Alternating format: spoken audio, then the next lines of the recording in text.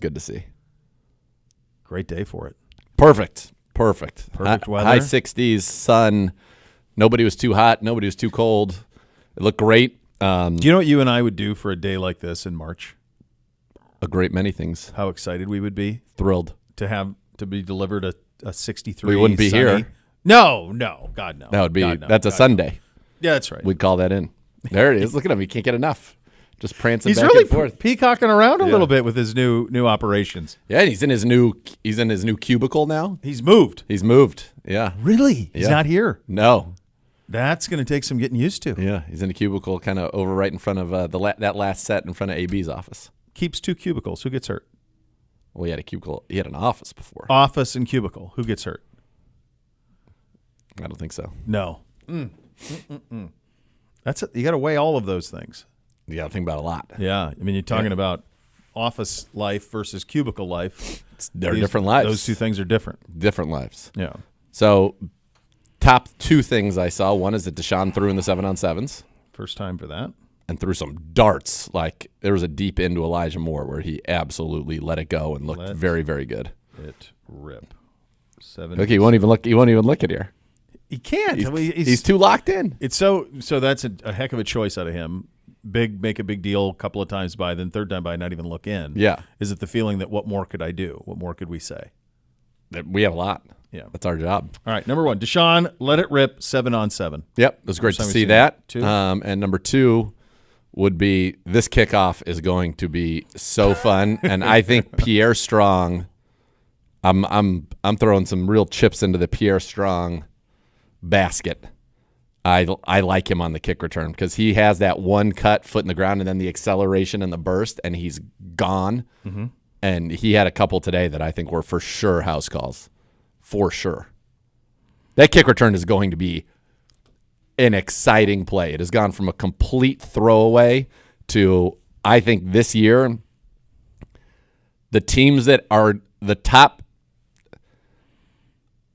I think the teams that are on the top quartile, so the top 8 teams in the NFL in terms of using this return to their advantage will be playoff teams. Like, I just don't think you're going to be good at this and not be a playoff team. It's going to change that many games. Yeah.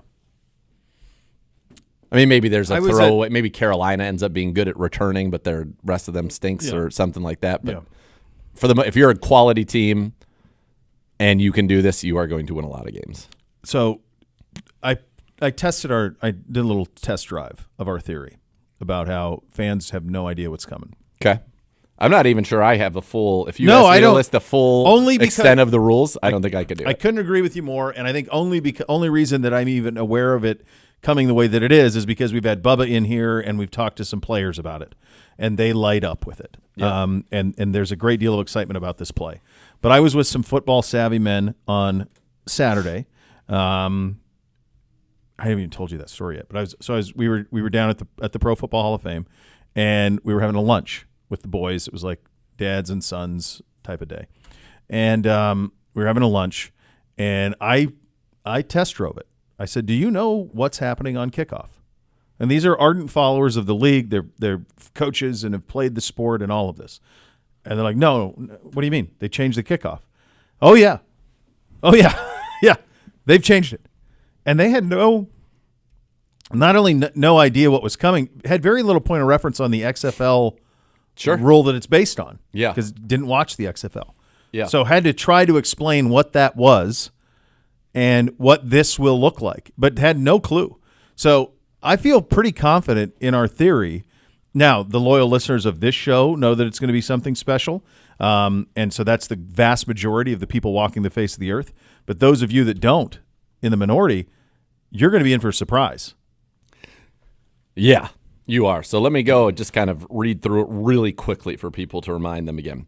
Ball will be kicked from the 35-yard line, same as the current rule. Safety kicks will be kicked from the 20, same as the current rule. Although now safety kicks may be used, a tee may be used on a safety kick. Okay. Option to use a tee, the setup zone and landing zone will not change. So that means the return for that will be the same as this. And what does that mean? All kicking team players other than the kicker will line up with 1 foot on the receiving team's 40-yard line. So they will be across midfield on the 40. Yep. The kicker cannot cross the 50-yard line until the ball touches the ground or player in the landing zone or end zone. The 10 kicking team players cannot move until the ball hits the ground or a player in the landing zone or the end zone. The receiving team will line up as follows. Setup zone, a 5-yard area between the 35 to the 30 of the returning team where at least 9 players must line up. 7 of them must have at least 1 foot on the 35-yard line with alignment requirements outside numbers to hashes, and inside the hashes. Players not on the restricting line must be lined up in a setup zone outside the hash mark, so that's a few within that 5 yards. All players in the setup zone cannot move until the kick has hit the ground or a player in the landing zone, the end zone. A maximum of 2 returners may line up in the landing zone, which is the 0 to the 20. It can move anytime prior to or during the kick. Landing zone, area between the receiving team's goal line and its 20. Any kick that hits short of the landing zone, so if you kick it to their 21, will be treated like a kickoff out of bounds and spotted at the 40-yard line. Play will be blown dead as soon as the kick lands short of the landing zone. Any kick that hits in the landing zone must be returned, so goal line to the 20, must. Any kick that hits the landing zone and then goes in the end zone must be returned or downed. If downed, touchback to the 20. Kick hits in the end zone, stays in bounds, returned or downed to the 30.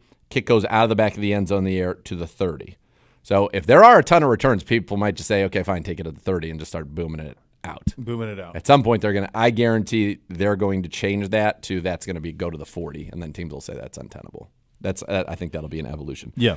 No fair catch signals out. You can't put your arms out. You Nothing. can't do none of that. You got to catch the ball and then kneel it down. Onside kick means the current onside kick rules would apply, but they have to declare it to the officials ahead of time, so there are no surprise onside kicks anymore.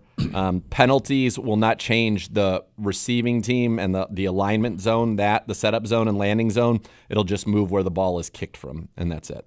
So it's gonna be pretty wild. And one thing that I don't know if you heard Justin Tucker's comments late last week. I did. You're talking about the weight or whatever? Is it? They put on some weight because he said he studied this, and in the XFL, the kicker was involved in the tackle 20 to 25% of the time.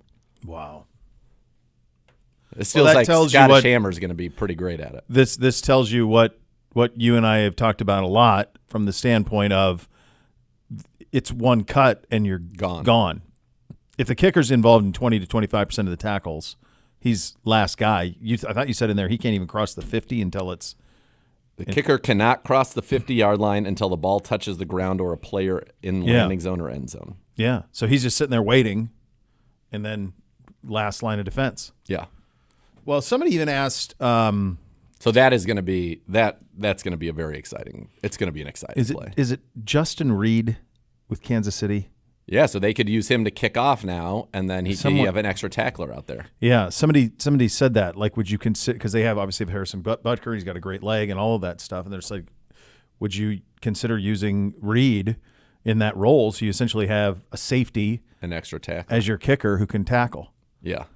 And, I mean, they were like, no, Harrison's going to do it, whatever, but, like, there's also that part of, like, if this starts getting out of control. I think it makes a lot of sense. Then you have – I mean, that's an unbelievable weapon. You have need a safety somebody, as your 11th, as your man, last man back. That's unbelievable. Next time we get Bubba in here, let's ask him about that. But I think it makes a lot of sense to train a safety or a linebacker if they have played soccer, right? To just say because now you're kicking it between the goal line and the 20, right? Like that's a pretty big area to hit the ball in. Yeah, and by the way, short kicks. If somebody you're going to really want to dial it in between the 5 and the goal line. That is going to be the optimal spot because when it's a short kick, the runner, think about it, is coming up. They're catching it full head of steam, and they've got basically 10 yards until they're in the mix of people who are just trying to – if they find a crease, it's easy to find a crease. There were a couple short kicks today, and Pierre was just gone. House call. Gone. I think you're going to see more running backs. Elijah had a good one, running backs, receivers, and that's what it's always been. But, I mean, it's not so much about, the little jumpy, shifty guy. Like, Josh Cribbs would have been unbelievable in this because he was big, one-cut, vertical. Because if you can run through one set of arm tackles, you might be gone. Yes.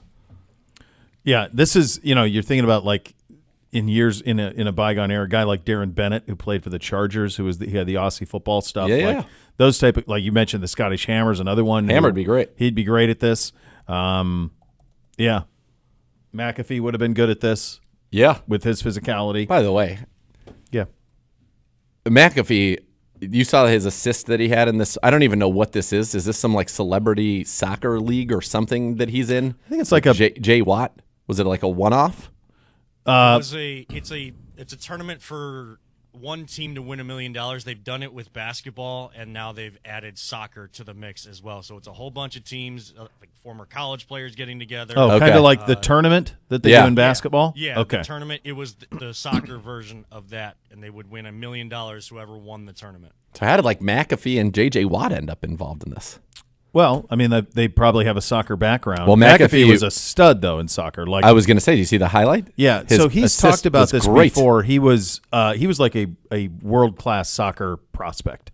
Yeah, he was one of the best soccer players. He's a PA kid. Yeah, and he was like one of the best soccer players in the country growing up.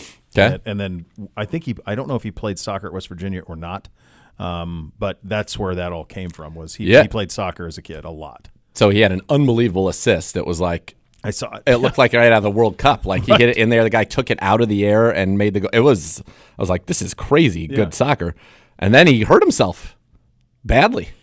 Oh, was it? Did it end up being bad? I think he tore some muscle in his hip flexor on a free kick. Yep. Well, he's a man. He's close to 40. That's what he said. His accounting of it as the source himself was hysterical. He did a very nice writing of it. But yeah. On a free kick, and he's like, which missed by about 400 miles, like was nowhere near the goal. We are, when you reach these ages, you can't just go do things you're not used to doing all the time, like playing competitive soccer. Oh, okay, good. And other things. I mean, your nephew's very nervous. Your spirit animal's very nervous about this whole operation. We had checked 3 boxes. One's checked. Yeah, 2 more biggies. He is going to take some convincing. He's going to be fired up. Well, he will be fired up. Honestly, he would be a great manager for you. Oh, my God. The stuff that comes out of his mouth with the waving to the crowds and no interviews, please, and all of this. Yeah. He would fit in quite well. We'll get him a little robe or a little suit. Yeah. Be pretty good. All right, Amari's not here. We haven't talked about this yet. He's not here. That was the third thing, was going to be no Amari, no Jerry Jeudy. Amari for different reasons, but I wanted to see both of them, and I saw neither.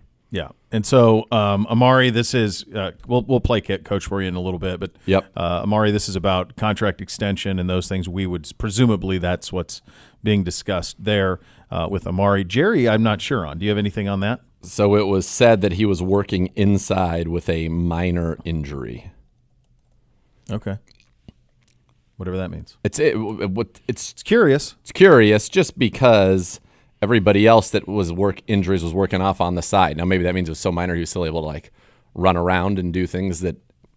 But he never even came out to observe at any point, which I thought was interesting. So on the Amari thing this year, his base salary is $20 million. The restructure when they restructured his contract, he got another 3.8. So his cap hit this year is $23.8 million, same as it was last year.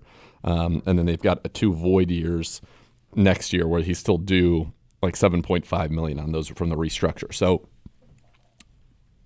I'm guessing that he wants to keep this going. I don't blame him.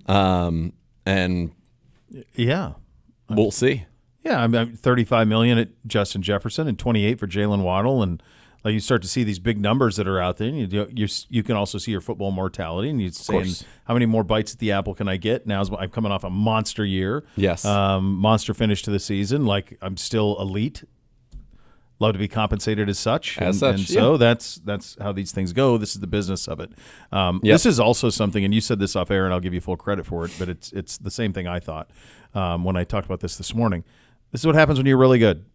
Is people pay attention to your guys that are out and who's there and who's not, and it's the top end of the roster. Cincinnati's dealing with a form of this. Like Higgins is under the contract, so he can't be there, but like Jamar's down there, but he's not doing anything. Aaron Rodgers wasn't at Jets camp today. So there's like these things that are happening around the league that this is what happens when you're good, and you're being leveraged a lot of different ways financially in terms of salary cap, and these things happen. This is a mandatory minicamp. It is not training camp. It is not the week before the Cowboys in the opener. Right. So it's not that big of a deal. I do think, and I told you this off air, I think if they want this to be mandatory, if the NFL wants this to be mandatory truly, then I think that the penalty has to be significantly more punitive than it currently is. This is a walk in the park, drop in the bucket to do what the penalty is now. And a lot of times teams don't even do it because they don't have ill will. So it's like they have the right to fine him. But like, are the Jets really going to fine Rodgers? I can't imagine. So, and it's for him. He had been at basically every OTA. He's been at every OTA. So it's an event that had been on his calendar that was very important to him. Whatever that I'm sure he will. He'll let us know. How critical it was. But that's the thing of it. So like if you want this truly to be mandatory, then just pick a percentage of salary, 5%, 10%, and say, all right, we're gonna fine you $1 million a day. Yep. And then you'll have everybody there. If you truly want it to be mandatory, then you have to have real fines. I think that's kind of the way that goes. But I don't even know how much it matters. Like, if you hook Stefanski up to a lie detector test, is he that worked up about Amari not being here? Of course not. No. You want to have everybody there. It's always nice. But here's the truth of the matter is Amari has the second highest cap number on this team. Deshaun Watson, number 1. Amari, number 2. Myles Garrett, number 3. And then here's the wild one is that Denzel Ward and Joel Bitonio combined – actually, I'll do it a different way. Joel Bitonio and Wyatt Teller's cap numbers combined are the same as Amari's. Yeah. So he is being compensated at a very, very high level. He obviously wants to continue that going forward, and I think that certainly is in the offing. My guess is if they can restructure or maybe if they can give him an extension, they could save a lot of money towards this year's cap and in the future as well. So it feels like it makes sense.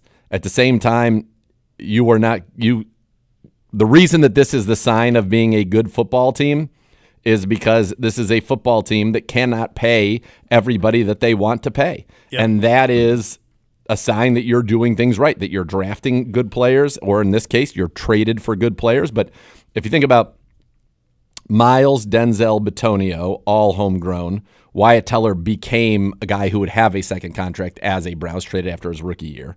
Chief was drafted here. Nick Chubb was drafted here. Jed Wills, Newsome drafted here. Those are your top. Grant Delpit drafted here. Those are your top salary people. So, and the other one is, and we haven't even talked about it, but the other one is going to be, Jeremiah Wusu-Koramoah. Yeah. Does he get an extension this year? And the answer to that's going to be, I'm sure, yes. Does Elijah Moore get an extension here? That wouldn't be at the premium level, right? But my guess is a guy like Elijah is going to say, "Let's let the season play out." Yeah. And let me see what I do in a more of a wide open offense that suits my skills better, and we'll see how it all plays out. It's interesting. I had an opportunity to catch up with Coach the other day, and this offense we talked about last year how it felt like if it was schemed up for Amari got it. If it was schemed up for Chief, they got it, and everybody else was kind of way down the road. It was just the offense. Yep. This one's going to be a lot more kind of freewheeling, and the other things are going to dictate more, I think, a little bit where the ball goes than perhaps pure scheme. But as he even said, you saw Elijah in the Jets game slide into Amari's role, and then he had 60 and a touchdown in the first half. Like,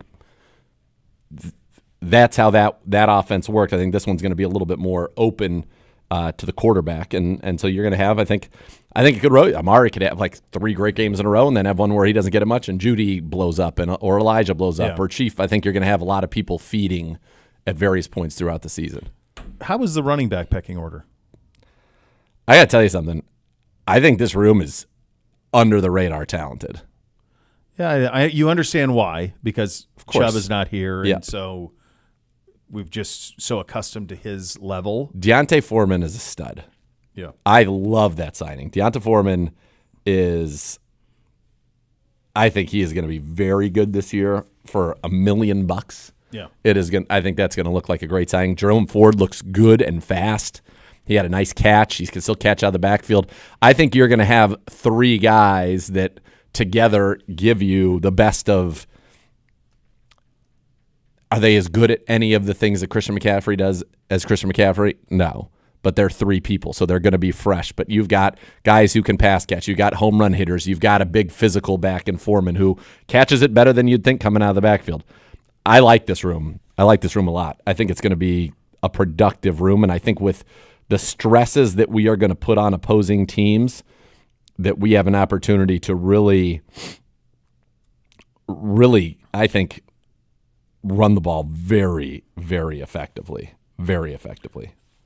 Yeah, you're this will suit those guys really well.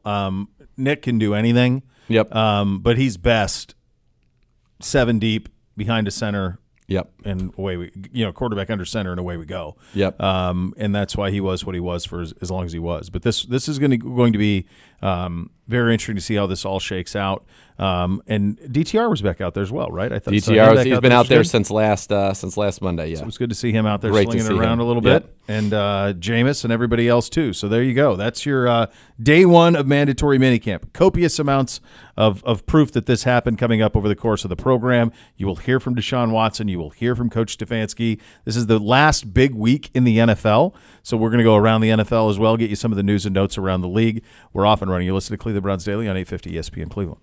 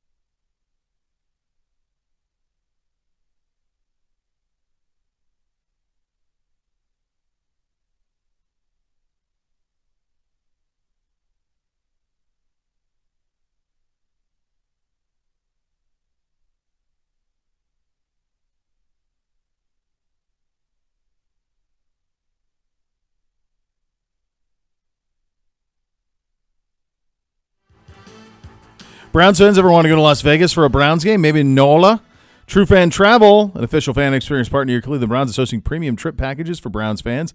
Visit truefantravel.com today and reserve your ultimate Browns travel package. Time for you to add something fun about either New Orleans or Las Vegas. They're great. Pretty sure we've covered it all. I mean, I've said it. That we can say publicly on the air. Yeah, we've said it. Here's the thing. Said it many times. You can do Vegas as a family. I would not recommend the same with New Orleans. No. I just think you're going to be not a whole lot to do in New Orleans. Vegas for the is kids. surprisingly, you can do that, though, in Vegas. significantly cleaner than New Orleans. At least I don't know that that's surprisingly. particular areas. I think it's surprising. People think of Vegas as like insane. Right, but it's also big bucks, big money. A guy like that walks in, goes right to the high roller table, sits down. What can we get you, sir? Would you like a villa? I love when when it's a monk strap day. You know the monk strap day is a big day. That's a big I day. also like any time that there's a walk in or walk out. It's a real saunter, and then just peacock around. Let's see what's happening with these people here. We're going to run a business over here. Maybe we'll sneak back. Yeah. See what's happening back in this. I like mix. the watch check too as a nice Always one. checks. It's like, yeah, let's Where am I at on my day? go ahead and look at this Let me Rolex. Let me right see here. where Let's I am on my day. Yeah, Oh, see what I'm 1:30. doing. Yeah. Very nice. Very nice. Very good. Both of those are good cities. Enjoy yourself. It'd be a big win for you. And also be part of one of the most passionate fan bases in the NFL. Join Next Gen STM, presented by Ticketmaster. Official wait list of... Now he's on the phone. He's closing deals. He's closing deals. He's running a business. By the way, he was just right over there. How did he get here? I watched him turn around and come back. He went back As this way. soon as he got behind the pole over there right where we back? couldn't see, He just turned around. there was a circle and a flyby. The boys are saying this like if you watch a one of the TV shows, like we're watching Lost with the oldest, and he goes, he's like, she just spawned out of nowhere. Yeah. And that's kind of what he just did. Yeah, he did. He did Just spawn. spawned out of nowhere. I really do think, like, I'm willing, I've been getting in the gym. I think you and I could just pick this whole thing up, Yeah. flip it. So that people could see, Yeah, there's so much joy that's missed. or we could just sit over there. Yeah, that doesn't seem as fun. We could just go right there. I guess we could. I like the idea of us picking up and flipping. It's pretty good. We'd take Gibby too. Hey, good to have you back. How long were you delayed? Thanks. 2 hours. Doesn't matter. Doesn't matter what airline. Yeah, it doesn't matter. I can fly in. I cannot get out. Yeah. We called it. I mean, we knew it was going to happen. Yeah. I knew. I am not a nervous flyer, and this whole process of getting out of Florida, I'm 0 for 5 this year on actually know you are, departing when I need to. But in some ways, you could say you're 5 for 5. 5 for 5 too. It's only 5 for 5 if you get delayed to the next day and you get to go have another day. All being said, well, this is fun to give you hell about. There's nothing that is worse than being packed and ready to leave and you can't. And I don't care where you are. I don't care if you are in South Florida, if you're in Maui, even in Scottsdale. If you're prepared to leave and you've left, you're like, because you have to do all the anxiety of it. You have to do it all over again. All over. I had it yesterday morning up at 7 a.m. because I got to close up the house. Close it. Yeah. Got to close up the in-laws' house. Got to get all the garbage out. Got to get everything put away. Bring the porch furniture inside because I got to take care of that because now it's hurricane season. Can't leave anything you're outside. Yeah, you're locked in. Yeah. So it's like get to the airport. Love my family. Love the kids. Yeah. Love the grandbaby. Yeah. Ready at this point for this to be over. Yeah, it has been a weekend. We got to get on a plane. Yeah. Doesn't matter. No, it doesn't matter. No. It's just It was. Luckily, I will say that United does a much better job of handling those kind of delays than some other air carriers who will remain nameless. Yeah. Well, they're trying to turn it around. They're saying A lot we're of a people are. whole new Whole new operation. I will new believe that frontier, when it so actually happens. Yeah. We'll see. Yeah. It used to be pretty good. In the old days. Oh, my goodness. Back in the good old days, if you were off a plane or you were delayed or something, they would go into a computer and type in all the other carriers. Every single and one. then put you on another one that would make you happy They would and get you FIM where you. need to. Was That's what that's what they exactly call it. it. Yeah. No more. They don't do those things anymore. No, they're not like, well, can you interested get me in on any another FIMming. airline? No, I can't do that. No, I can't. What is this? No. The 80s? Plus, they've also oversold everything. Everything's so, oversold. So Yeah. there's no chance around it. Let's go around the league. Bengals mandatory minicamp happening today as well. Jamar Chase was there. He never put on a helmet, is the way I understand it, that he never put on a helmet. But he did catch some passes from Burrow, but he was there, but he did not put on a helmet. T. Higgins is not under contract currently, so that's why he's not there and probably won't be there until a couple of weeks before the season is kind of the expectation. So is it finable if he hasn't signed a contract? No, Higgins is not. Yeah.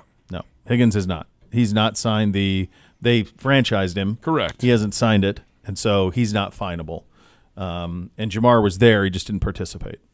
As I mentioned earlier, Aaron Rodgers was not at Jets mandatory minicamp. Robert Saleh says his absence is unexcused. I don't know why you would say he that. was at something that's important to him. Yeah, why wouldn't you just say Just that? say we knew he wasn't going to be here, and we'd like him to be here, but it's whatever. It's fine. He was here. Why not just say he was here for all of the OTAs? Yeah. He's been here the whole time. He's fully committed. He had a prior engagement, and we can't do anything about the it. moment you say unexcused, now it's news. Yeah, for sure. It's just a choice in language that if he Yes. chose differently, it's a nothing.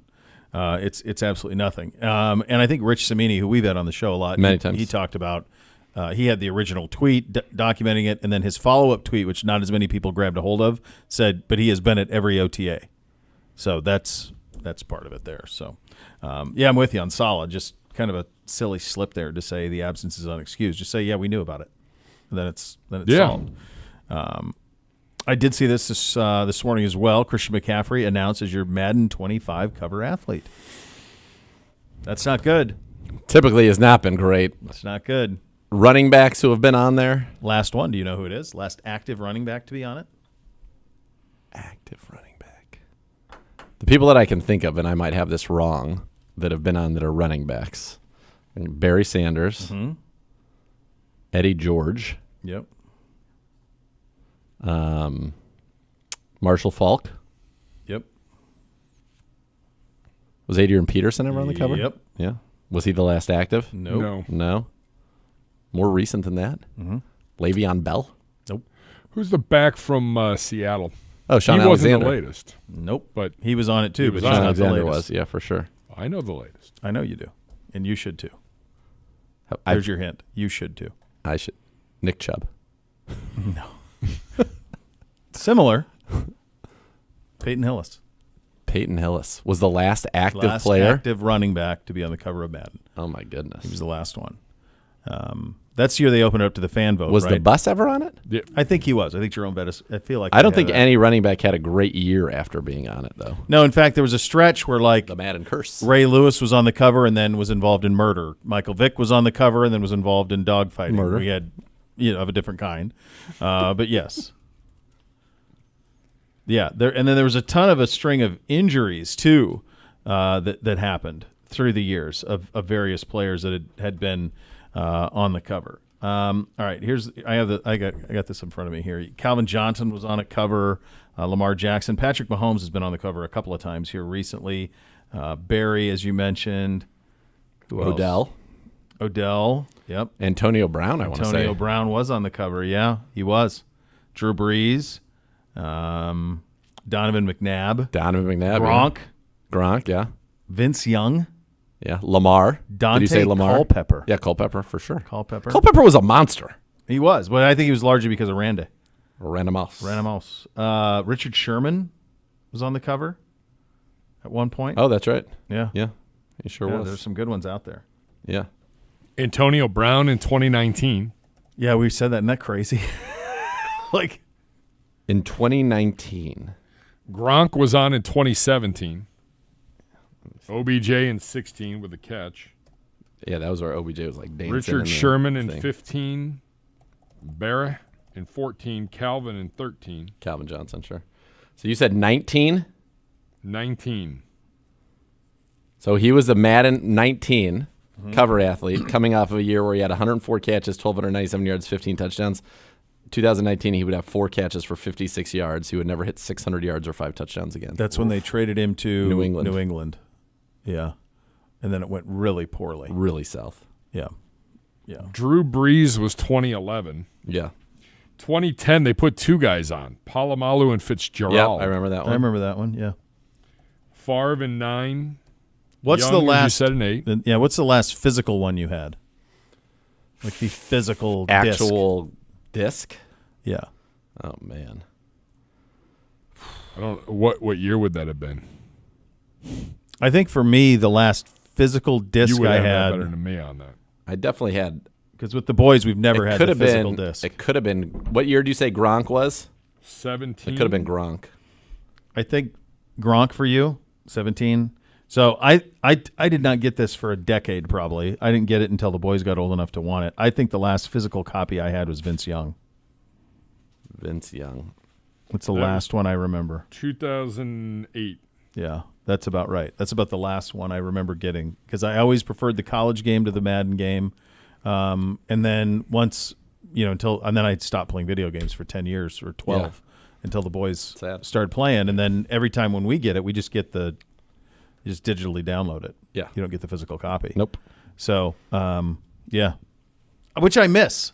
I used to like looking like on a shelf and seeing grabbing your what I accomplished here. Look at all these things. Think about it. You had a nice DVD collection. You have to have shelves for DVD shelves.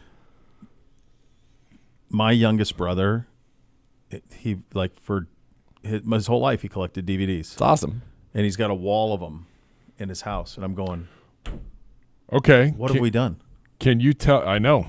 Can you tell me the first player to ever make the cover of Madden? Because remember, John Madden was on the cover. He was on the cover for a lot of years. Yes.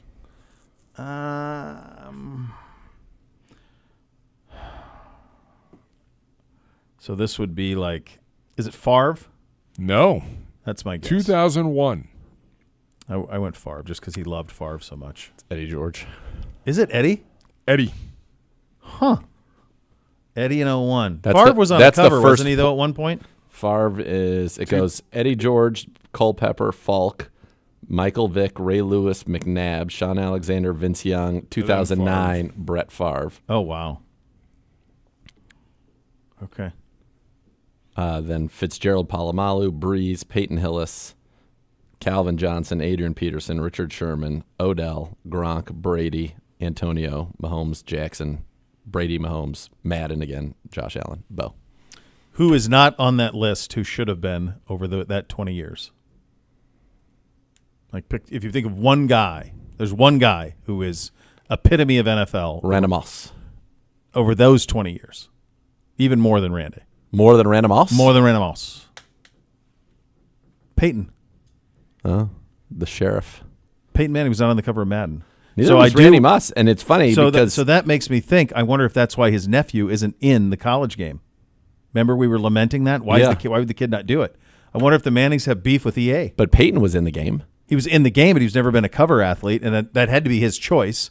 They would have wanted Manning on the cover. Today, he's very immersed in the game because he gets like 30 different cards a season. Like he's No, I know, but there was something that happened. He also wasn't a Nike athlete as a player, and he wears Nike all the time now.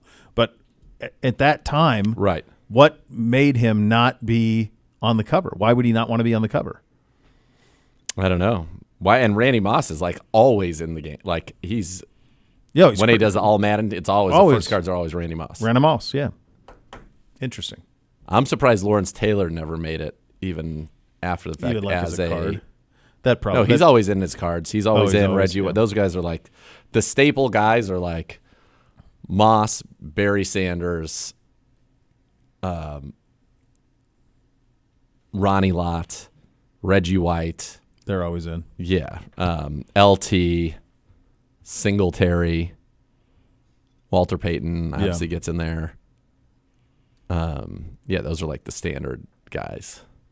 And then he'll throw in like a Ted Hendricks. Get you an old Raider. Yeah. Yeah. When we were at the Hall of Fame, the boys saw the Madden bust and were so excited to see it. Yeah. Not for the fact that they assumed that he was there because of the game. They had no idea about the rest of it. Yeah. Because it doesn't register with them at all. Most fun player to ever play with on Madden was Michael Vick. That's the list. in the early the one when he's on the cover. It doesn't get as much run as the Bo Jackson Super Tecmo, but he was every bit as unstoppable. We would have a rule: you can't play with him. Yeah, can't play with the Falcons. So he had the strongest arm in the game, and he was the fastest player in the game. I would run an offense with him where I would throw the ball down, throw a bomb, run out of bounds at their one. Then call a toss play to my running back, have him run it back to my one, and then I would run a touchdown in with Vic from my one. Just so I could get him 80 yards passing and 99 yards rushing every drive? Yes, every drive. You're trying to think what would be like. It didn't matter. Like you could do whatever you wanted. I just think like what would be the statistically if you're going to chase one of those, like if you're going to play with Deshaun and you wanted to chase like a a 4,000 in Madden now, how difficult that would be if you played real.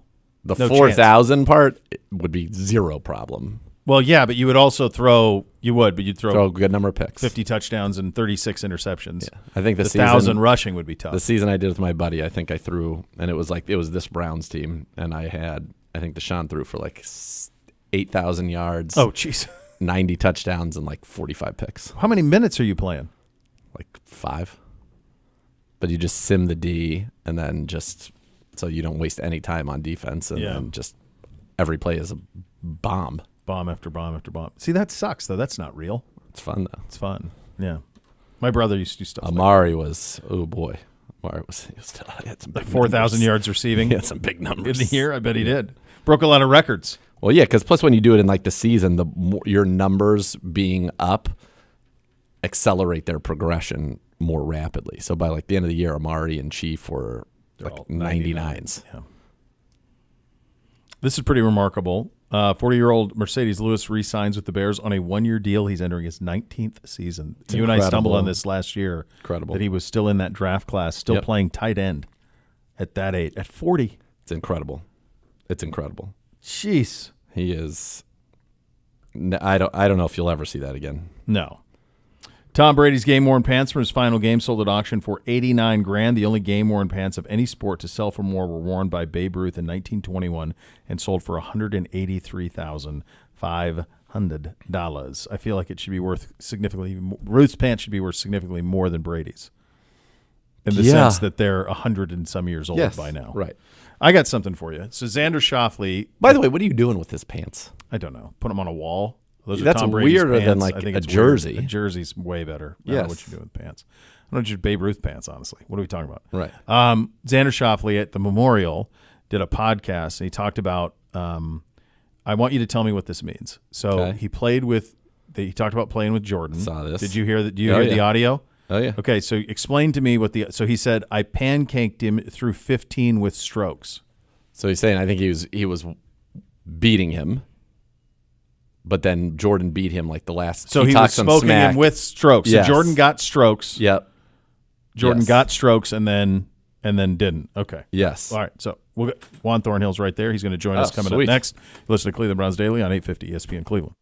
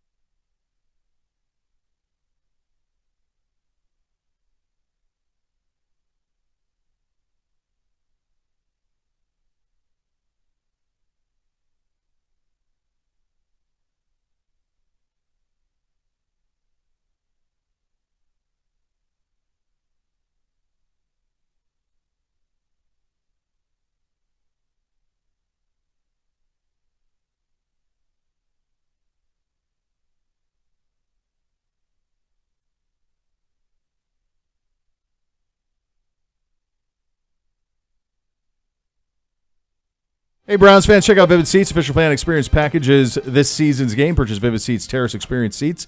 Score club access, parking, and pregame field passes all included. Visit vividseats.com to learn more. Juan Thornhill here in studio with us in a gorgeous fleece. How was it? Day one, mandatory minicamp, my man. I mean, I've been gone for a while, so it felt great to be back out there. I felt refreshed, well needed, but it felt amazing just being out there with my teammates, being able to compete again, talk a little bit of trash to the offense. That's me. I love to talk a lot, talk and compete. It was a lot of fun. And you were gone for very good reason, as you welcomed your baby girl a couple of weeks ago, which is awesome. Congratulations. Yeah. So, it puts things in a little bit of perspective. You're like, all right, we got to take care of this, and then now you're here for some football. Yeah, it was a great experience, something that you really can't explain unless you just, you're actually going through it, I was super pumped, like a lot going on in the moment, but I actually had the chance to deliver my daughter. Wait. Hold on a second. Yes. I delivered. What do you mean? Define me bringing the baby out. What? And putting it On purpose? Yes. Or were you like in a car somewhere? No, it was on purpose. So at first they asked me in the hospital, did I want to do it? And I always told my wife that I was going to do it. But then in the moment, I panicked. Yeah. I hit the panic, but I was no, I'm not going to do it. But I had a little bit more time to think about it. And as we were going through it, because she pushed for like 2.5 hours. So I had the time to sit there, calm myself down, think about it. And I delivered my daughter. That had to be insane. Yeah, it was pretty cool. Yeah. Just like being the first one to actually touch your daughter. Like, it's not like the doctors are bringing her out and then handed it to you. Like, I actually brought her out. Yeah. Put her on my wife's stomach. It was incredible. Wow, man. That is absolutely I'm stunned. wild. I don't know. No. You are the first person in my 45 years on this planet that I've met that can say what you just said. And I think it's pretty cool. Yeah, it is cool. It is. Yeah, it's such a it's so chaotic. All of that. Like things come fast, and then you're waiting, and then when it goes, we go. And then man, nothing that's is awesome. ever the same. No, and And it's in a great way. You and I have talked about this before. When people would come up to me before we had our first, and they were like, "Well, your life is never going to be the same," and I'm like, "Well, yeah, I know. We're bringing a human into the world. Yeah. Like we're going to only I get worry that. about them forever going Right. forward." What has it been like at home the last couple of weeks? Now you brought her home. Oh, it's been great. Some learning things, some things you got to learn, but it's been amazing. Like, she's having her days where she sleep, all day and then want to try to stay up during the nighttime. But we got a good night of sleep last night. That's always a huge one. Yeah, she slept really well. Woke up one time. And I knew the thing that with me was going to be, the nighttime. That was going to be the biggest adjustment for me. Yeah. And I mean, it hasn't been bad at all, like waking up once or twice and you felt like you would be a little grumpy when someone wakes you up. Just imagine somebody coming in the room, trying to shake you and like wake up and you get a little grumpy. It's not like that when you have like Of course, it's your your baby. daughter, Yes. like you're excited to like wake up and go pick her up and see what's wrong. And she's crying because she needs you. Yeah. And that's like the best feeling. And they only know one way to be, either Yeah. crying or not crying. They Yeah, don't know how to communicate exactly. any other way. If So they cry, whatever they it need is. you, Yeah. so I'm there for you. It's the smell, like how they smell. Oh, new baby, fresh baby. Their little breath is so perfect. Their little, all of it. It just, it's awesome. incredible. It's awesome. It is amazing. I think it's very cool. And it obviously, as you said, a lot of time coach will talk to you, what's your why? Well, you now have a brand new, huge number one why. Like, I was talking to some guys and I was telling them, like, when people say that you get motivated when you have a kid, like you think you will, but like I saw a difference from my training before I had my daughter, and like as soon as I had her, my training just went to a different level. And it's not like I was sitting here just like trying to do it. It's just it naturally happened. A natural motivator. And I mean, you got something to play for. Like, Yeah. I feel like this season is straight up dedicated to her, and just hopefully I can put on.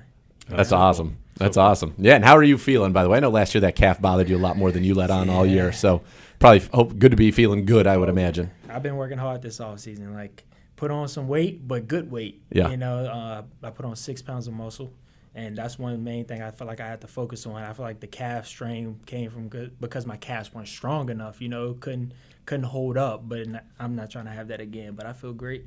Excited for the season. One thing we've noticed when we've had MJ in here, we've had some other guys in here, some coaches in here, is there is an incredible sense of purpose with this group. Like, what was accomplished last season despite all the adversity. I mean, tons of it. But this defense took a big step, obviously. And look around, it's like, boy, there are a lot of familiar faces here. Look, Yeah, I want to running do it this thing back. again and run it back. Do you sense that? And you've been on great teams. Do you sense the purpose and the intensity and the focus already with this group? I feel like guys are very hungry. Like we were the top defense in the league last year, and it doesn't even seem like that. I feel like we were the last defense. Guys are coming in and competing and working hard each and every day. And like I really saw it today. Like guys took their game up to a whole nother level. Guys are communicating. They're playing a lot faster, and I feel like we can be dangerous this year for sure. What's it like when you're back and you're like, oh, it's me and Grant and Rodney again, and actually probably in Rodney and DeAnthony, so the same five safeties. We got MJ and Greg and Denzel again. Cam's back. Like, there's so much continuity. I mean, really, probably the only starter that's going to be new is probably Jordan Hicks at the Mike linebacker, and obviously that's a very important position, but to have that kind of continuity is almost crazy. Yeah, I mean, how your teammate's going to play. With Coach Schwarz coming in last year, his being his first year, and us being the first year in that defense, guys are trying to figure it out. Yeah. There's no more figuring it out now. Like you said, we only got maybe one or two guys that might have to try to figure it out, but everyone else is back. So And Hicks was with him in Philly, so he has he knows it. experience. Yeah, he has experience under coach. So I mean, it's gonna be a lot of fun, man. It's just I'm super pumped up. We got 2 days here competing against the offense. Hopefully, they won't be able to catch any balls on us, but I'm excited for the season. That's the other thing is there is so much talent on both sides of the ball, and the chirping. Boy, it's fun, man, and it adds. But then you guys eat it, you feast on it. It makes it so much more fun for you. The competitive juices flow, but also you can sense like just the enjoyment you guys get out of it. There's a little joy. Yeah. I mean, it's always better when you got someone that wants to talk a little bit of trash. If you're an energy vampire out there and don't want to make noise. You're boring. You don't want to play against somebody like that. You want to play against somebody that's willing to talk trash and they have confidence just as much as you do. Yeah. So, and I can see that with our offense. Guys out there playing with swag, and I like it. Yeah, some new concepts that obviously you're going to be dealing with from that offense this year, and it was good to see Deshaun out there today. Oh yeah. When you guys kind of think back to last year, I had Rodney was in here, and he was saying, that Baltimore game coming out of that's when we felt like we were going to do something special, and then for a variety of reasons and injuries, and with Deshaun, obviously, he said things changed, so we wanted another shot at that. Was it good to see him out there today? It was great seeing him. And it's hard to always deal with injuries, and when you get to see your quarterback out there throwing the football, is always a great feeling. Like you bring everyone together, everyone's behind him, and I'm excited to see him play this year. Everyone healthy. We bring it all together, offense and defense. I think we'll be a problem. Yeah. Here we love having you here, but we want to be able to do it again, so we don't want to have you late for a meeting. Okay, yeah. We can't have that. If I'm late, I'm blaming it on y'all. Yeah, We won't be here. Y'all gotta take the fine. We won't be here tomorrow if you do that. We're going to be out of here. Can't have it. Congratulations. Yes. Great seeing you. Thank you so much. Juan Thornhill here in studio with us on Cleveland Browns Daily, 850 ESPN Cleveland.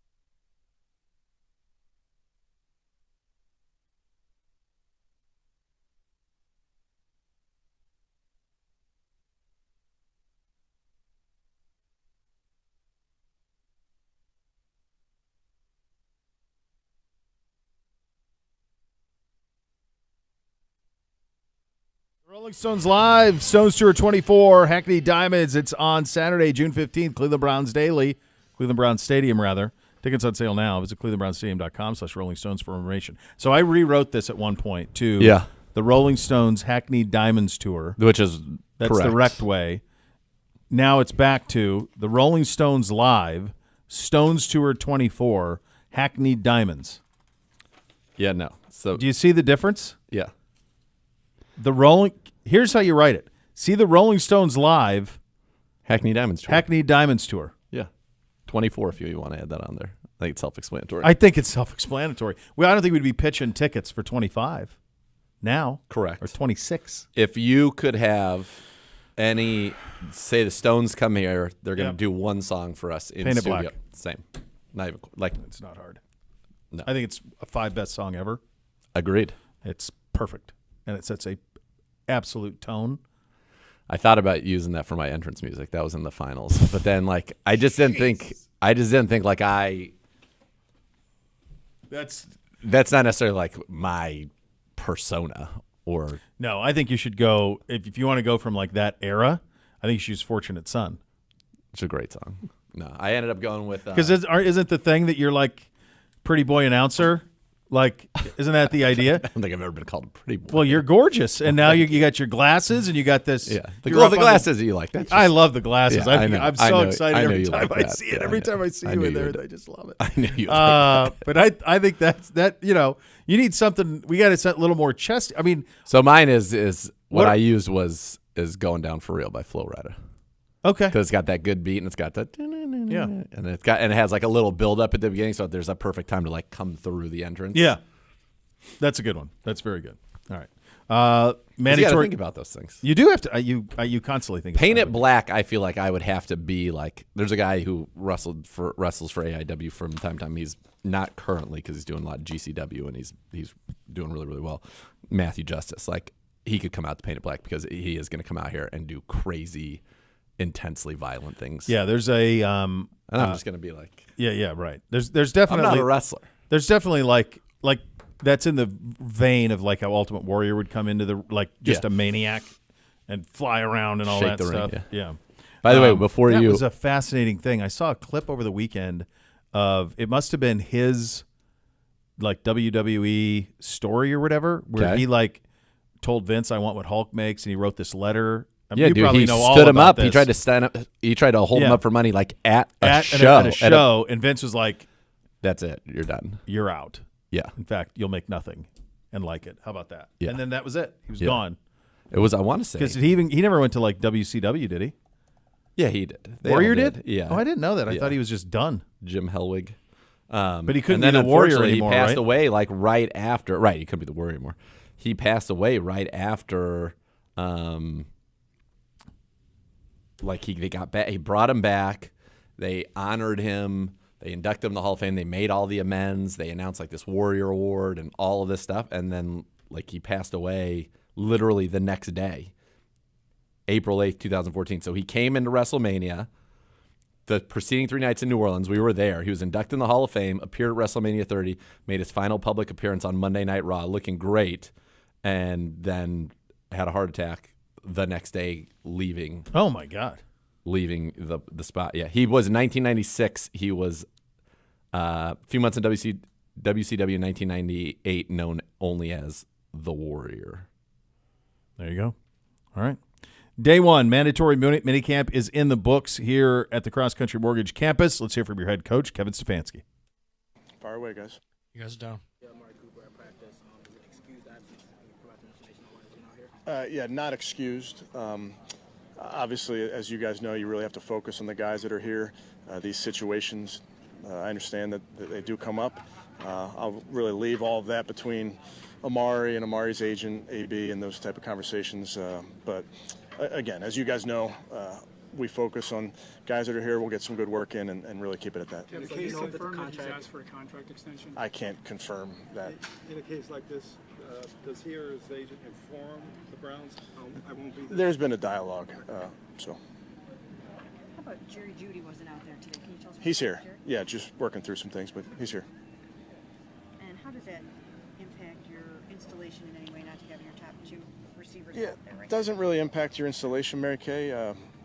We've been installing all the way back to April, so we really have our schedule, and we're getting everybody up to speed, and the guys are working hard at it, but it doesn't really affect that, no. Deshaun took a step forward in throwing in 7-on-7s.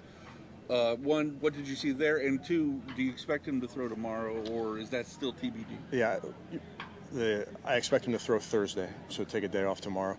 Natural next step is throwing out there against the defense in 7-on-7. Then you'll graduate the team, and we can do team drills and those type of things. But I thought he looked good, made good decisions. Again, you get mental reps when you're back there, and then it's a little bit different when you're taking the snap from the center or in the shotgun or under center, regardless. But I thought he did a nice job. Did you breathe a sigh of relief that he didn't get hurt during the softball game the other day? No. I didn't know about it, Mary Kay, and I think I mentioned the other day, if I didn't get a phone call, probably wasn't very serious. How have you seen Deshaun progress? And, the offense has changed this offseason. So, given how have you seen it progress, and then how key is being able to be out there for 7-on-7s in that development? Yeah, I think all of it's a process, and I think he's doing a nice job. We cover a lot of ground in the meeting rooms. These guys will tell you they spend a lot of time together in the meeting rooms, so he's working very hard in there. Obviously, he's done everything in his power from a rehab standpoint, and he's doing everything that he's allowed to do. When the doctors and the trainers tell us we can progress, we progress, so he's been a good patient, I guess, in that regard, but he continues to make strides both in the building, in the weight room, out here on the grass. Kevin, what have you seen of Winston? What are your impressions of him? Yeah, Jameis is doing a nice job. Another guy who's in early, out late, works very hard at his craft. He's been in different systems, maybe not a ton of systems, but he's played a lot of football, both as a starter and as a backup, so he brings a ton of experience, and I think he's doing a really nice job for us. Deshaun mentioned that he is actually going to take the guys off campus again and do what he does every year and do a little passing camp somewhere. I was not invited, if that's the question. How do you feel about the fact that, they'll get some good work in between now and training? Yeah, we're so focused on this week, but you do look ahead, it's so important that these guys continue to work at their craft, and sometimes that's going to be a workout for a day, sometimes it's going to be working out and throwing with your teammates and that type of thing, but everything is leading up to training camp and obviously leading up to the season, but what they do and how they do that, we'll work together with them. Kevin, I know Harrison Bryant didn't catch a bunch of passes, but he seemed important for your team. I guess a little thin at tight end, you think? I wouldn't characterize it that way, Jeff. We like the guys we have. Obviously, Harrison did a lot of things for us over the years, and there's certainly candidates on our roster that we'll ask to do those things. Tillman's gotten a lot of reps in OTAs and today, and will continue, it looks like. What do you make of him in this second? Very excited about Sed. Guys come into the league in different stages of their maturation, whether it's as a person or as a player. I think Sed continues to get better physically, and I do think just the things that he does in our offense, he's 1 year more comfortable in everything we're doing, so he's had a really nice offseason. Kevin, we saw Jack Conklin standing out there. That's the first time we've seen him actually out here. So what kind of progress is he making, and when do you think he'll be ready? Do you have an idea? Yeah, I don't have a timetable for you, Dan, other than to say, again, another guy who's attacking rehab, doing everything in his power, doing a nice job in the weight room, and then getting him out here obviously is a big deal just to be around his teammates, but he's doing everything that we're asking of him, including doing a great job in the meeting rooms. On that note, it looks like DeJuan Jones is all the way back. He's out there. Yeah, he's taking reps right now, so he's like all of our players. I hesitate to say where people are in their rehab. Sometimes you're practicing is part of your rehab, so he's progressing nicely. Do you feel good about where Joel and Jed are? They're working outside. Sure, exactly. I think for me, I don't have an update on where everybody is, timetables. I can't tell you that. I can tell you the guys are in here. They're working hard. Everybody's on a different injury that all occurred at different spots, so that they're doing everything that is asked of them. You said the next step for Deshaun is throwing the Indian team. Is that Thursday, or is that probably more like it's more training camp? The way the rules are written, as you guys know, it's hard to have team drills in the off season. So we really are heavy on the 7-on-7. But I guess my point is, as you come back from any injury, you ramp guys up even in practice. How do you help him keep perspective? I'm sure he wants to do everything all at once and like the way he's used to doing it. How do you help him keep perspective that it's a long process? Yeah, that's a good question, and it's a good point. I mean, I think all of us, when we're going through something like that, always want to get to the next mile marker, if you will. But he's doing a nice job staying present, being where his feet are. Even all those reps that he hasn't been getting, he's getting them mentally. He's standing right behind the quarterback. He's getting those both on the field, then in the meeting room. He's watching tape on his own. So he's using every advantage to getting himself ready that he can. Kevin, how difficult is it to change from like the offense you had last year to some of the stuff that Dorsey's bringing? I think there's a natural evolution every single season that you better be changing because these defensive coordinators are so good. So there's a natural thing that happens every year for all of our players. Obviously, with Coach Dorsey brings in different elements that we're going to lean into. But I think all of our players are used to that year to year where nothing stays the same. It just doesn't. Maybe not difficult. More challenging, maybe with all the pre-snap kind of motion stuff. There are definitely parts of our offense that we're challenging our players with, and yeah, I mean you can't snap your finger and just get it. You have to really work hard and study at it, whether it's formational, whether it's a play here or there, personnel. It's all of the above, but it's definitely a challenge for our guys, and by design. Off that, your players seem rather enthused about this new offense. Deshaun over the weekend, I think David called it juicy. Just how have you seen these guys on that side of the ball respond to the adjustments that you and Ken are putting in? They're doing a nice job. Again, I go back to what Terry was asking. We're trying to challenge our players. Each year you change, and then sometimes maybe it's percentage points one way or the other, more or less. But there's definitely new things that the guys have to study, have to work at, we're adding to certain areas of our offense. So this offseason is really designed to bring them up to speed. And I wish there was a way to plug it into the back of your head like the Matrix, but there's not. So you got to spend time here in the meeting rooms. You got to spend time here out in the field, and that's what we've been doing. Even on this break, they're going to have to spend time with it. That's just the natural part of getting to learn anything new in either of the systems. And I tell you, with Jim and the defense, we're doing some different things that guys have to work at. I assume you're not ready to say who's going to call plays yet. But my question is, even though Ken is implementing a lot of stuff, it's probably stuff you've seen, been familiar with before. Would you feel 100% comfortable calling the new offense even as much as he would? Yeah, I mean, and I think it goes back to guys like the idea that this is the Cleveland Browns offense. It's not mine, it's not Ken's, it's not really any one player. It's really all of us get together, put the heads together in that meeting room upstairs, and we put our offense together. So I think all of us, multiple people, should be comfortable calling plays. Kevin, on the defensive side, why is Jeremiah such a good fit in this scheme? Yeah, the ability to run, the ability to hit, make plays sideline to sideline, utilize his speed. Just over the course of time, just watching Jeremiah as a rookie to now, I do think he's another player that has come a long way. He's always possessed some incredible physical gifts, but the game has slowed down for him in some ways. And I'd give a ton of credit to Jeremiah, and I'd give a ton of credit to Coach Tarver. I think those guys have worked hand in hand over the years to really slow this game down for Jeremiah. Kevin, when you're collaborating with Deshaun, Ken Dorsey, and you're figuring out exactly what the offense is going to be, getting everybody up to speed, do you sense any kind of bonus or benefit from Deshaun essentially having roots in a lot of the stuff that Ken brings? Yeah, you're saying roots in like a New England system? That's a good question. There's a lot of plays in football, like we've talked about, and they all work. I like them all. For us, it's like focusing in on the plays that make the most sense for our roster, and obviously your quarterback is front of mind. So there's definitely things that we've taken from Deshaun's days in Houston, definitely things that Dors has done over his time with Coach Dabes that maybe are cousins to what we're doing now. We saw 3 or 4 different kickoff return combinations back there, and I know Bubba has mentioned he's probably going to want to try everybody out there. Yeah, Miles raised his hand last night. Did he really? Yeah. In all seriousness, though, how much, input or conversation are you having with what Bubba is trying to come up there, or are you just allowing Bubba to do his? No, I mean quite a bit, and this is new for everybody. It's new for Bubba, it's new for me, it's new for our players. So we're trying to work through all of those things. There were some ideas that we had about the play that we thought, and then you watch the guys run it live, and maybe you feel a little bit differently. So it's something that is definitely going to be evolving. I talked about it earlier this week.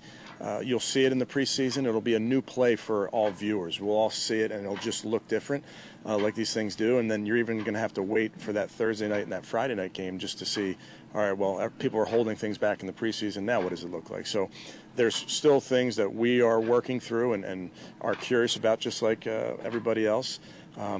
But we know the rules. We know there's got to be 2 returners in the landing zone. So we'll work through all the details as we go. I know it's tough with D linemen at this stage in the offseason, but when you look at the guys you have that you brought back, and then you add Mike Holland, you add Quentin, how good do you feel about that? I do feel good. Jacques and Jordan Thomas do an outstanding job with that group. It's a deep group, like you mentioned. It's a competitive group. I like how those guys practice, how they work.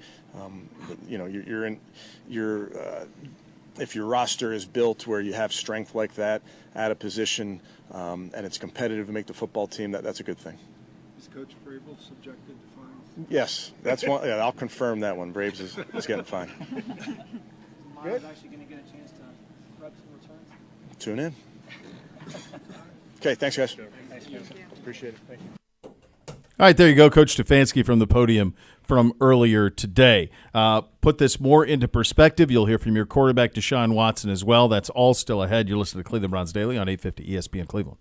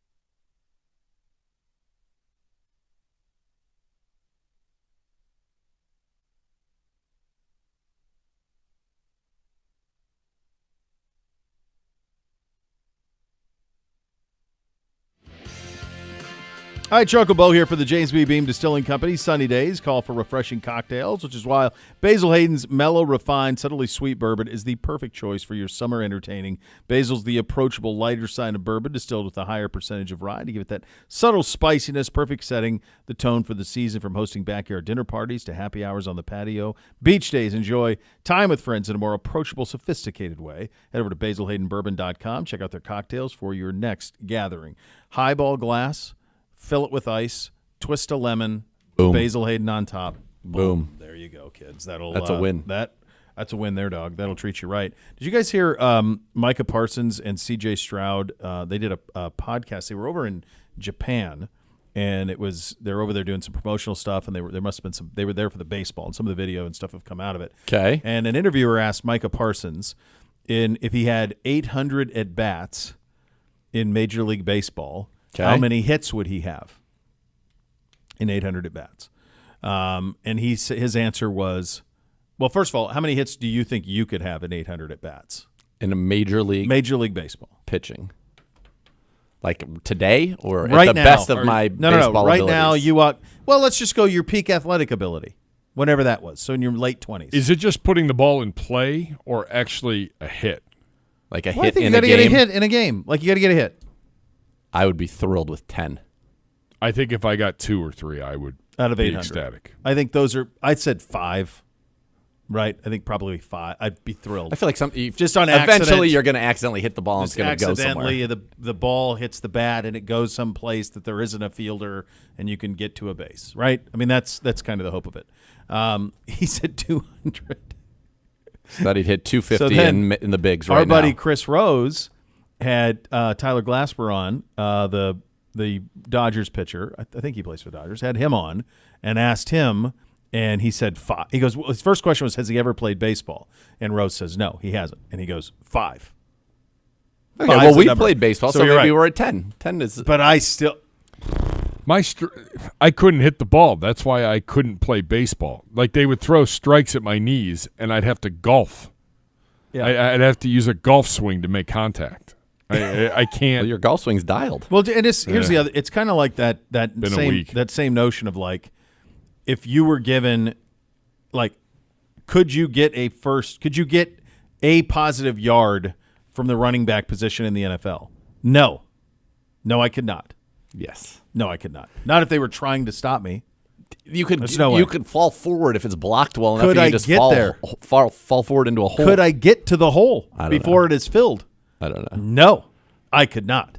There's no way. I definitely think that I agree with. Could we complete a pass? Absolutely. Well, you could rig it up to where you could do like a bubble, or the easiest pass would be running back flare, like something like that, or like a slant. Slant would be tough. Quick little drag. Really have to zip that sucker. You could zip it in there. And then say like a tight end, like just flaring out.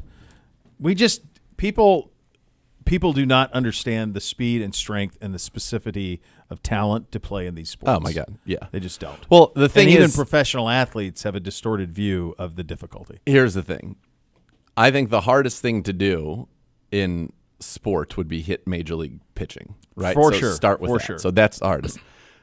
One of the second hardest things to do, if you had not done it before, is to go play golf. Yeah, and I agree 100%. That's like saying Micah Parsons is saying that he'd hit 250 in the bigs, which, by the way, professional baseball players don't do. Yeah, right. Would be the same as him saying, I haven't played golf, but I'd go out and shoot 85 at Muirfield. Yeah, right. No, you wouldn't. No, you would not. You would not. You would 185. You wouldn't shoot 85, as you say, on the front 9. No. Honestly, truly, I mean, in jest, 185, that's probably pure. If you'd never played and you went out there, it would easily take you 185 times to get around it. If there was no max on a hole, if you could get to, because there's some it would take you 100 shots. You could shoot 200. Yeah, you easily could shoot that. Let me ask you this. So, two buddies of mine are 10 handicaps. They both have played Muirfield. Sunday in the final round, there were 4 players under par. The best was 2 under. Full stop. Yep. Scotty only had 1 birdie. Yep. And he's the best ball striker on the planet. I said, what do you guys think? They were out there on on Sunday, and I said, what do you think you would have shot today? From their tees? From their tees as a 10. They're 10s? They're 10s.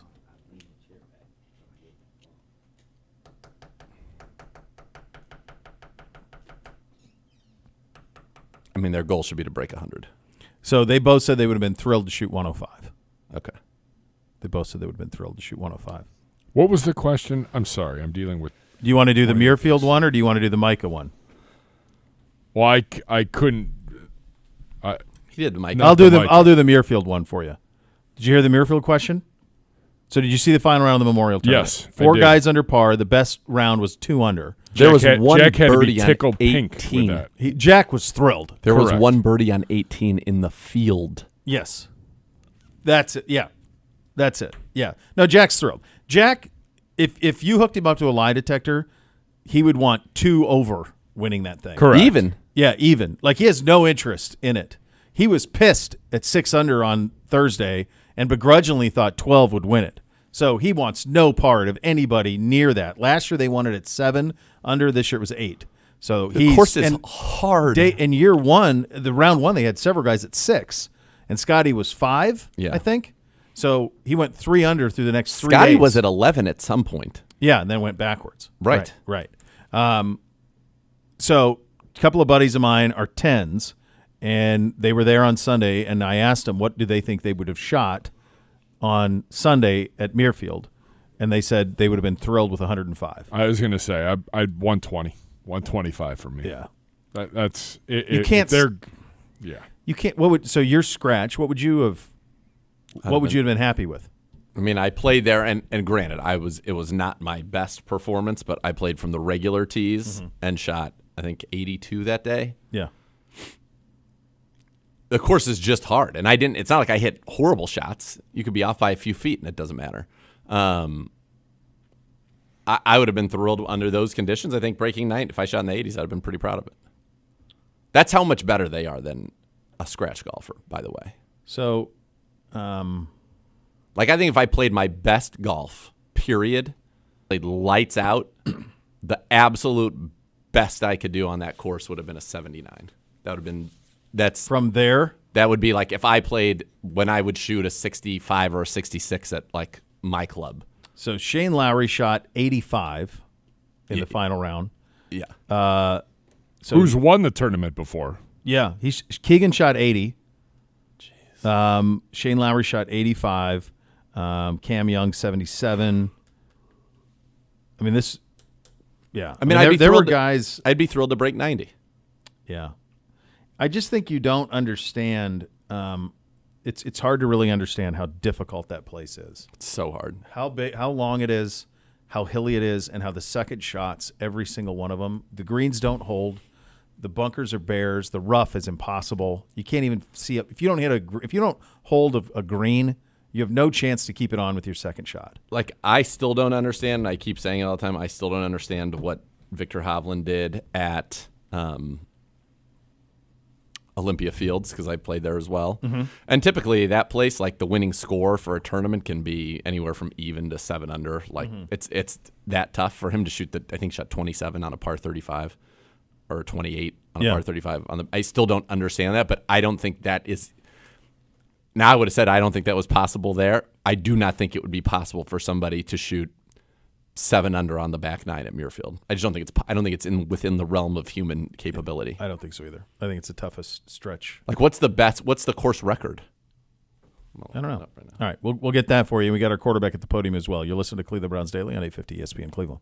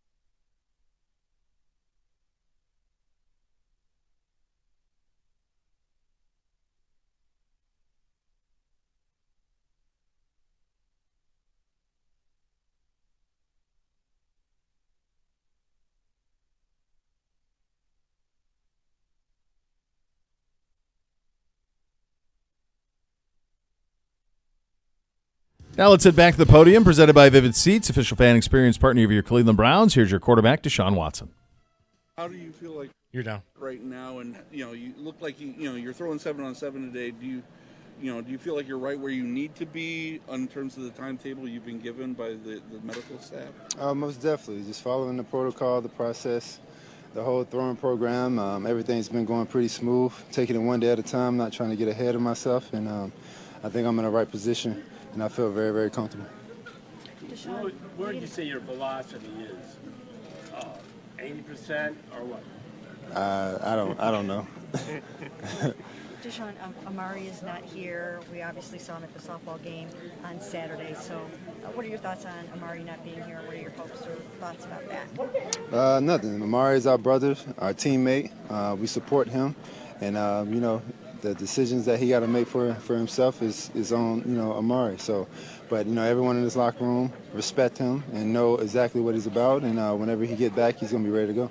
Will you get any throwing with him away from here? I mean, if he's in town, will you toss the ball? Oh, for sure. Yeah, me and Amari, we talk all the time. We go, different vacations together, things like that. So, me and him are super tight, and with all the other receivers and guys too. So he's always around us. Are you surprised at all that he's not here? He feels like, a real team guy. Are you surprised that he decided not to come? Yeah, like I said before, we all respect Coop, and he's got to handle what he got to handle, and nobody is looking any different on him. And like I said, we all support him, and he was here this weekend with us, and we had a good time of seeing him. Where does he stack up with some of these guys like Waddle and Jefferson who are signing new deals? He's the best in the game, and I believe that. He shows it each and every year. He showed it the last 2 years with different quarterbacks, so I think you got to put him up there, if not the best. Are you cleared to throw every day this week? I'm not even sure. I take it just one day at a time. What do you think you and Amari are capable of together this season in this new offense? There's no limit. There's no limit. There's no sky for us. We can be as good as we want to be. And that's going to start with the work. That's going to start with the attention to details and going out there and executing each and every game. Now you've gotten to get some reps out there in this new Ken Dorsey offense with the choice routes and, playing to some of your mobility strengths and things like that. What's your take on what you guys are going to try and do this year? Yeah, there's a lot of opportunities for each and every one of the guys that's out there, all the skilled guys, even for myself. As a quarterback of this offense and this system, I got to make the right decision, get the ball in the receiver's hands and let them go to work. So I'm excited about it, and we just got to continue to put in a lot of work before game one. So when this weekend, what will your throwing program be in the next 4 or 5 weeks? I think I think that one is kind of more of a Dr. Elatrosh and, Joe, Dr. Voos, all the guys that's going through my program. So each couple weeks there's a phase that we got to hit and checkpoints, and, we got to see by the end of this week. Deshaun, have you had any pain in the shoulder since you started throwing? I've been feeling really well. Yes, sir. And are you even more grateful about that when you maybe see or hear that somebody like Anthony Richardson had to dial it back because he is having pain in his shoulder? So does that make you feel good?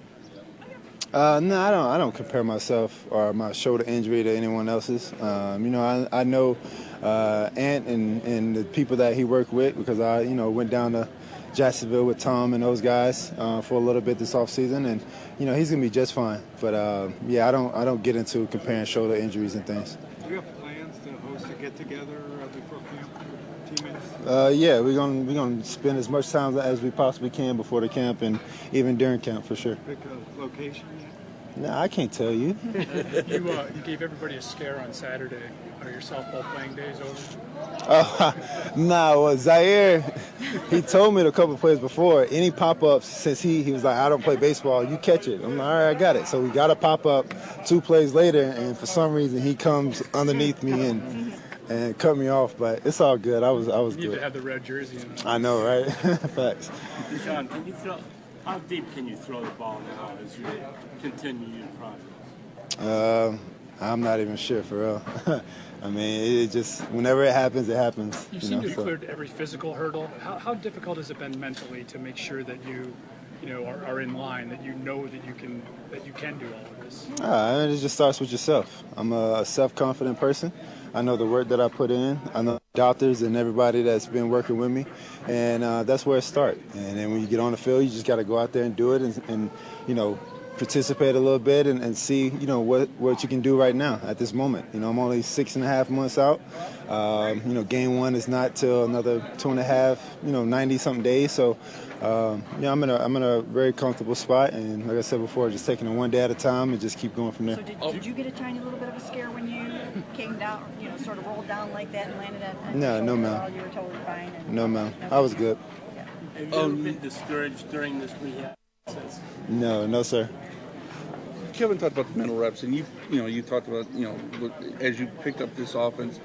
Can you expand a little bit more on just the value of those and what you're getting, watching from behind the play as Jameis or Tyler is running it? Of course. I mean, you just get a different perspective of what you're seeing. Sometimes playing the quarterback position, you don't see everything. You don't get to see the backside coverage or what defenders do. But when you take those mental reps, you can kind of see what everyone is doing on different coverages and different routes. It's still not, comparing to, being out there and getting those physical reps. But at the same time, each and every time you're not in, you got to get those mental reps. Even if, I'm capable of throwing 7-on-7, when the next group go in, I got to continue to stay locked in because, sometimes you might not get those plays full speed, and you got to make sure you're, prepared for whenever they do come. Kind of building off of that, how good did it feel to go through some of those 7-on-7s today, which we hadn't seen you do, and how valuable is that given the changes to the offensive line? It was great. I mean, it's truly a blessing.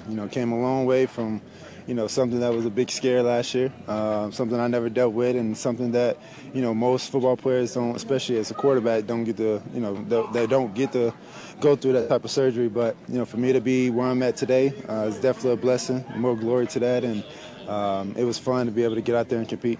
You mentioned the protocol that the doctors have you on. Has it already been determined whether you'll play in preseason or not? I have no idea. I think that's a Kevin and AB question. As far as Jerry Jeudy is concerned, he was inside today, and you really haven't had that much opportunity to throw with him yet. So how much are you looking forward to when you can get Jeudy back out here, Mari's back, and you can get the whole band back together and see what this is going to be? All that is timing. Guys got sure they take care of different things, and Judy's another guy who's been here mentally and taking mental reps, but making sure he's taking care of his body too. And the staff know exactly what they need to do for him, and I just can't wait till we all get together and we have a lot of reps during training camp, and especially this off season, we all in the same area, so we'll be good. Do you know if when you get to training camp, you'll have any limitations? I have no idea. Like I said, there's always checkpoints as we go through the process, and in the next month and a half, we got to continue to do those. Fans want to see you back so bad. Sometimes they get a little overzealous. They see you throwing in minicamp and they start taking that apart as if it's game tape. What would you say to those people to help them keep perspective that this is a long process? I mean, it's practice. You got to go through practice. Not everything's perfect. Even in games, it's not perfect, but. I don't look at it in a negative way. I don't look at it in a bad way.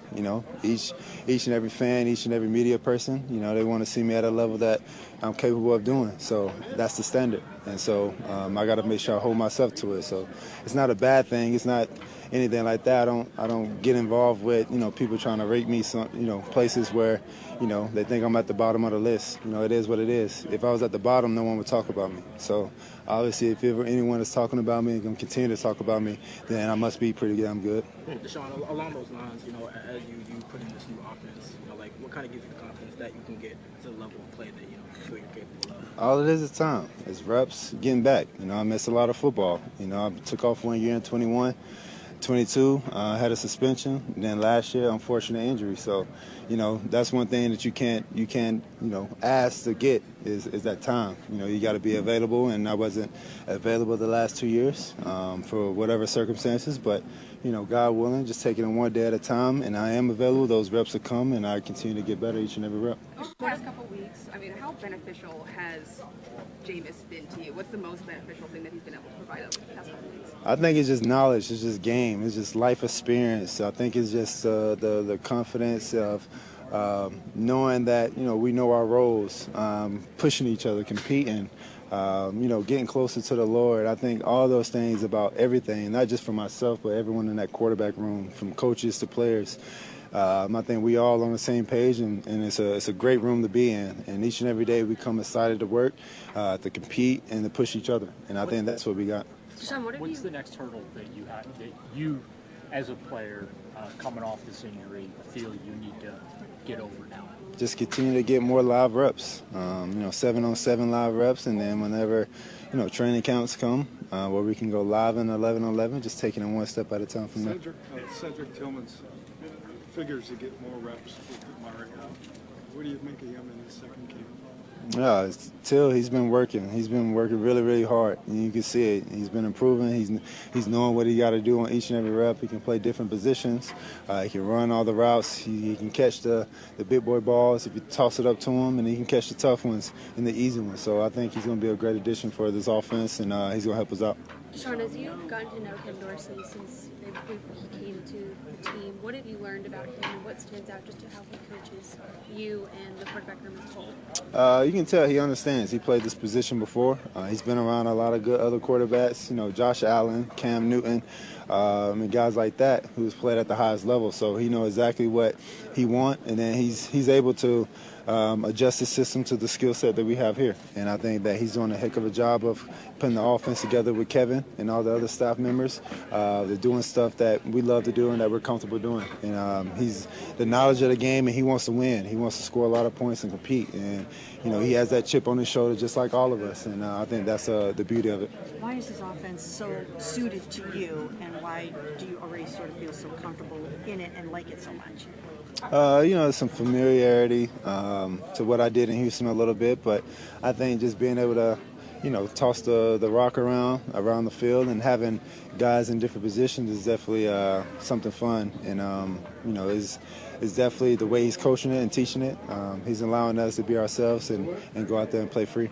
Deshaun, obviously you couldn't pinpoint exactly when the injury maybe started or whatever last year, but there's been a lot of talk just about maybe ways that you can not take as many hits from what we saw last year. Maybe that was a contributor to that. Have you guys had conversations about maybe ways you can protect yourself a little bit better when you are out running football? No, I didn't take any big hits. I ran up with the guy in Tennessee, popped back up, finished the game. So I don't think the hit or situation is a problem. Of course, I want to, sustain and play for longevity, but we just got to play football. I can't play hesitant. I got to do what I got to do, and I got to understand that, the hits I do take up do add up. So, got to be smart about it. When you do take the team to wherever you're going, you guys do your passing camp outside of here, will you have to still follow Dr. Elatrash's strict protocol, or can you just kind of let it rip a little bit on that trip? Yeah, I think it's the same way out here. We have the load management of throws and which days we need to throw and things like that. So, we'll definitely map it out to where I can get all the reps that I need. Good. Thank you. It is going to be a spectacular time when that dude is healthy and back to normal for him is a long time ago. Yeah. But that will be a wonderful thing. 6.5 months, he said, right? Yeah, but I mean, even just in general, just go. Yeah, you know what I go. mean? He did it for so long, and it's been a while. So look forward to seeing that. So much more to come. You're listening to Cleveland Browns Daily on 850 ESPN Cleveland.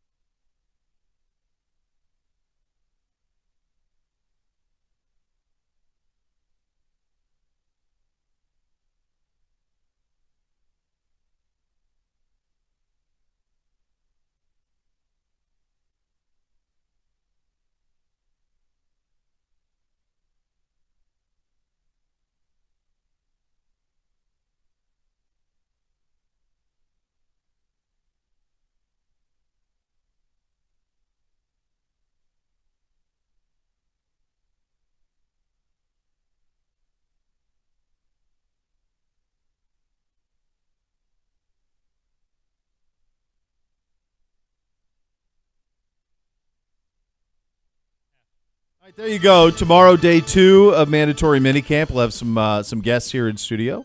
Yeah, going to be fun. Big time guests. Yeah, the coaches of the secondary, Belich, Coach Banda, pure energy. Oh man, love that guy. Yeah. The best, and we'll talk to him. He got a very cool opportunity. He was selected to be a part of the coaching accelerator. Oh, there you go. Where they take young candidates who they think could become coordinators and get to interview with like coaches and GMs and prepare for what that would be like to actually go through that interview process to sit in that chair. And so that very cool experience for him, certainly very well deserved. How his players feel about him, we feel about him. So excited for that tomorrow. Excited to see, Deshaun's been on an every other day program. He had also not thrown 7-on-7. So do we see what 3 days looks like, or does he take tomorrow off? I'd like to see Jerry Judy. Don't need to see it. I'm with you. I don't need to see him. No, nothing needs to be pushed. Just whatever it is good. This is it's June, kids. You're safe. I'm with you. I'd like to see Judy out there running around catching some bombs. Yes. That would be a win, certainly. Agreed. Going to be fun. Day 2 tomorrow. The next level is coming up next. Thanks for listening, everybody. Cleveland Browns Daily, 850 ESPN Cleveland.